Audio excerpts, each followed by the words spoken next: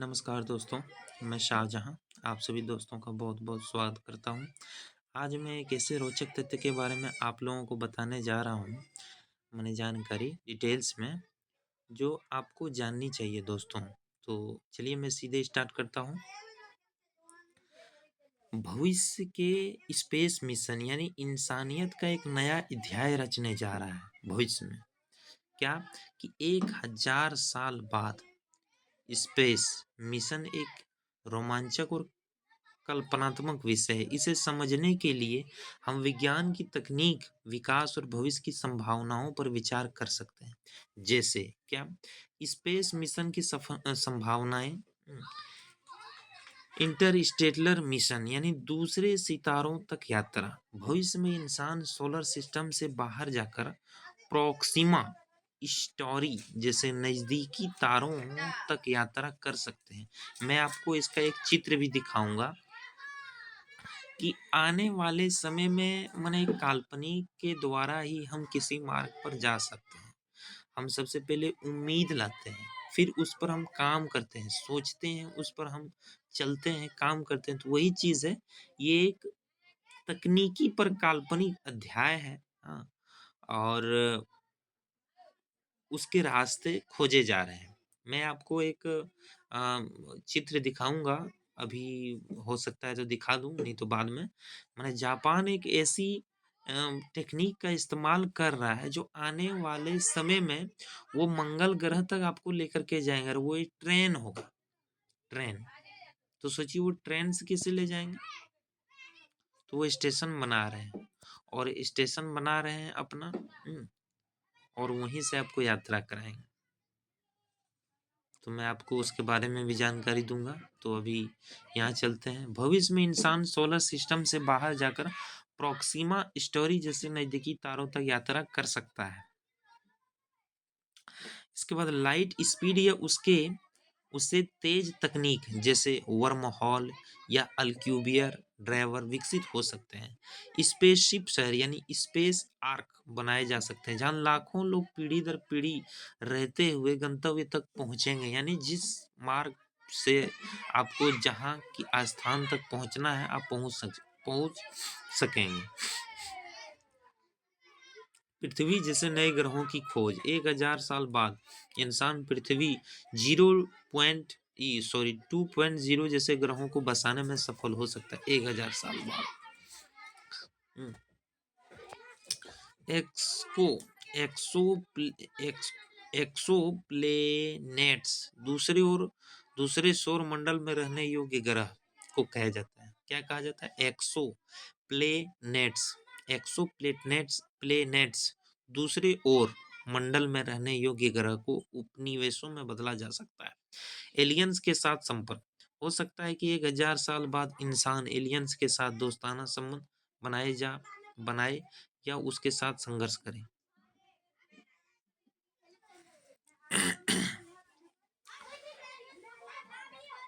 हो सकता है एलियंस के साथ संपर्क। एलियंस हो सकता है कि 1000 साल बाद इंसान एलियंस के साथ दोस्ताना संबंध बनाए या उनके साथ संघर्ष करे। इंटरगैलेक्टिक सभ्यता का हिस्सा बन सकते। एलियंस के साथ संपर्क मतलब एआई। एआई मतलब समझ रहे हैं ना? रोबोट। रोबोट शॉर्ट में अगर बोला जाए तो रोबोट आने वाले समय में। एक बात आपको बताना चाहूंगा मैं, रोबोट भावुकता को नहीं समझता है, इंसान भावुकता को समझ सकता है। और उनमें जितना सॉफ्टवेयर डाला जाए वही वो काम कर सकते हैं, बाकी एक्स्ट्रा वो काम नहीं कर सकते हैं संबंध के बारे में से रिलेटेड। हो सकता है कि 1000 साल बाद इंसान एलियंस के साथ दोस्ताना संबंध बनाए या उसके साथ संघर्ष करे। इंटरगैलेक्टिक सभ्यता का हिस्सा बन सकते हैं। स्पेस टेक्नोलॉजी का विकास, super advance spaceships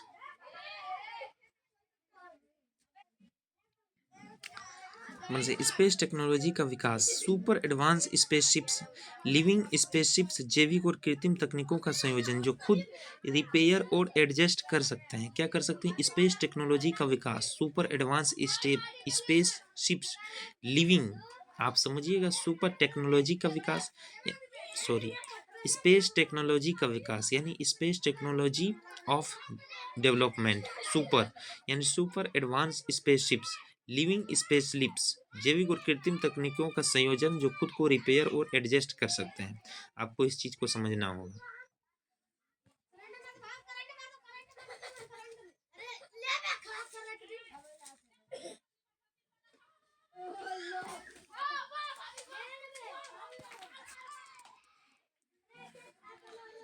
living spaceships जैविक और कृत्रिम तकनीकों का संयोजन कहा जाता है जो खुद को रिपेयर और एडजस्ट कर सकते हैं। लिविंग स्पेसशिप्स बहुत माने कि ये सुपर टेक्नोलॉजी का माने पार्ट्स है।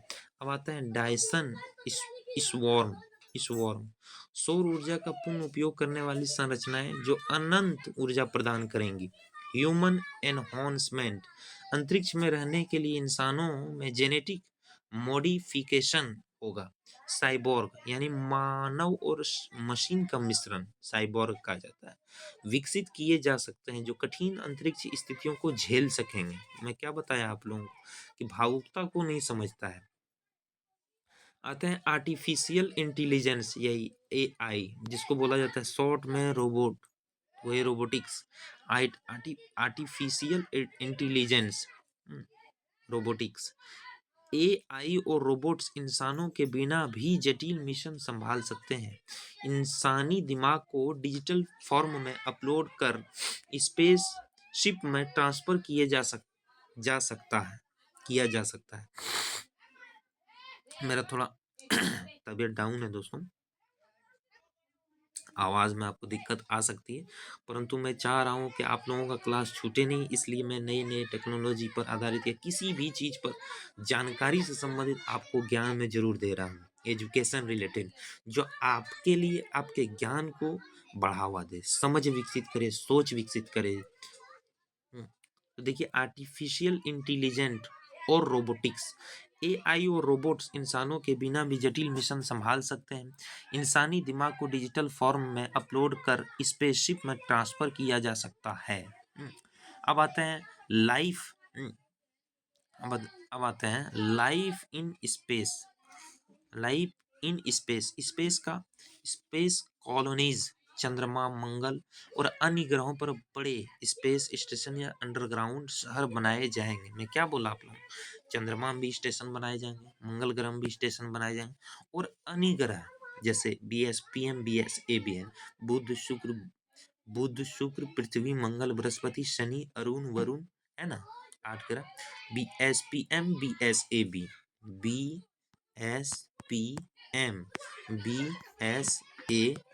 शॉर्ट में आपको याद करने का एक ट्रिक, बुध शुक्र पृथ्वी मंगल बृहस्पति शनि अरुण वरुण। तो हम लोग किस में है, पृथ्वी में, यानी रहने के लिए ग्रह कितना कितना है।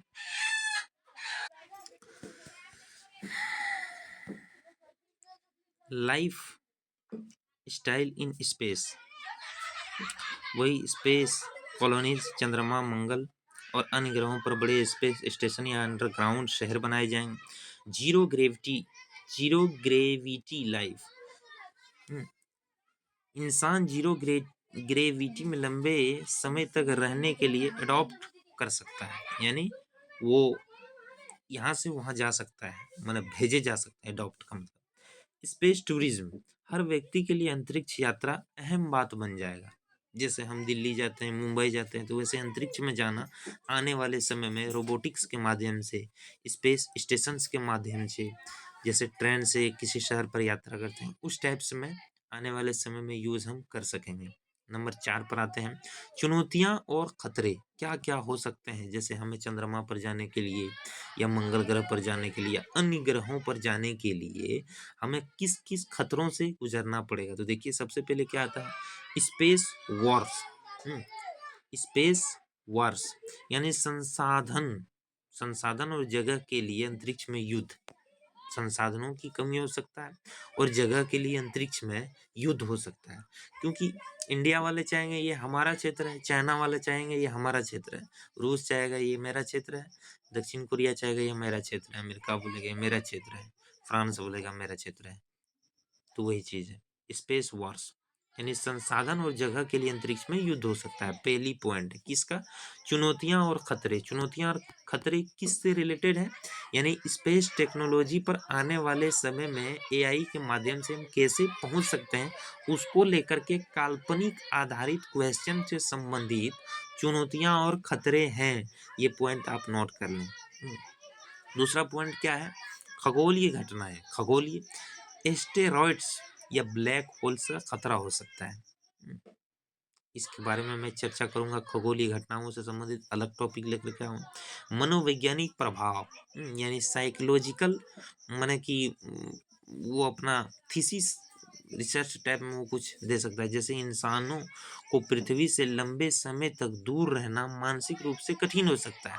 जैसे हम मानते हैं ना कि फलाना जगह मेरा घर या दूसरे जगह मेरा घर है, तो हम एक निश्चित जगह पे रहते हैं। उस जगह से दूसरे जगह शिफ्ट होने के बाद हमारी माइंड उस एग्रेविटी को माने कि मान नहीं सकता है तुरंत। कुछ दिन उसको टाइमिंग लग जाता है उस कल्चरल को, उस प्रतिभूति को हमें अपनाने के लिए, उस संसाधन को, उस जगह के, उस वातावरण को उपयोग करने में। तो वही चीज़ है यहाँ चौथा पॉइंट कि मनोवैज्ञानिक प्रभाव हो सकता है। इंसान को पृथ्वी से लंबे समय तक दूर रहना मानसिक रूप से कठिन हो सकता है। कहाँ? तो चंद्रमा हो गया, मंगल ग्रह हो गया, और जैसे ग्रह रहने योग्य, और नहीं भी है तो फिर भी 1000 साल आने वाले टाइमिंग में हम दूसरे जगह शिफ्ट होंगे। ऊपर आपको बताए ना, तो वो चीज। अब आते हैं पांचवा नंबर टॉपिक हमारा क्या है कि कल्पना से परे संभावनाएं क्या है। कि कल्पना से अलग हम एक संभावना को ढूंढते हैं आने वाले समय में एआई के माध्यम से कैसे हम दूसरे जगह जा सकते हैं उसके बारे में। तो पहला पॉइंट आते हैं कि क्या है वो। तो देखिए, इंसान टाइम ट्रेवलर का आविष्कार कर सकता है। यानी एक टाइम टेबल रूटीन वो माने कि निकाल सकता है कि इस टाइम में हम वहाँ।